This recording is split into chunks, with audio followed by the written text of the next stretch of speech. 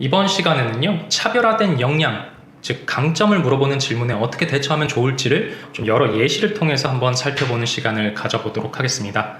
여러 예시들을 좀 가지고 와봤는데요. 같이 읽어보면서 보시죠.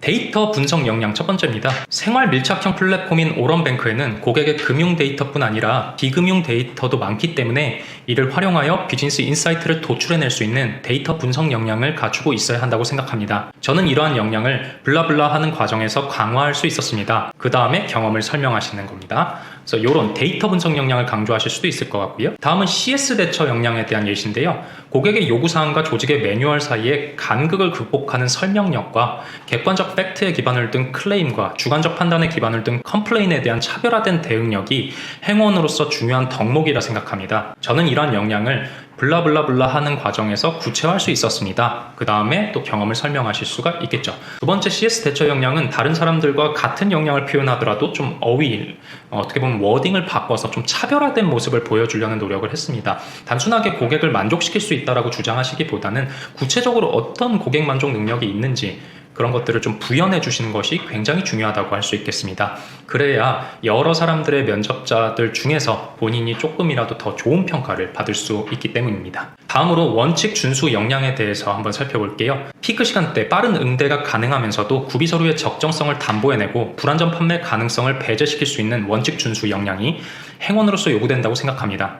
저는 위와 같은 역량을 이러이러한 경험을 통해서 내재화할 수 있었습니다. 그 다음에 경험을 설명하는 방법입니다. 여기서도 그냥 원칙 준수라고 단순하게 말하기보다는요, 이 원칙 준수를 내가 어떻게 해석했는지를 은행 실무와 엮어서 설명하는 방법을 채택했습니다. 이러한 방식으로 초반부를 시작하셨을 때 도입부에서 면접관들에게 강력한 타격감을 줄 수 있기 때문입니다. 네, 마지막 예시인데요. 관리력입니다. 기업 고객의 철저한 사후 관리를 통해 파생 상품을 판촉해내고 이를 통해 고객의 자산 증식과 사업기회 확대라는 목표를 달성해낼 수 있는 관리력이 행원이 갖춰야 할 가장 중요한 역량이라고 생각합니다. 저는 블라블라 하는 과정에서 이러한 역량을 강화할 수 있었습니다. 그 다음에 경험을 설명하시면 됩니다. 이것도 관리력을 나름의 해석, 실무와 엮어서 해석을 해주려는 시도를 동일하게 취해보았습니다. 그래서 이런 예시들을 참고하셔서요, 본인만의 차별화된 역량이 무엇인지를 좀 생각해 보시고 그 역량이 필요한 이유를 실무적인 관점에서 해석해 보려는 시도를 해보시면은 다른 일반적인 지원자에 비해서 굉장히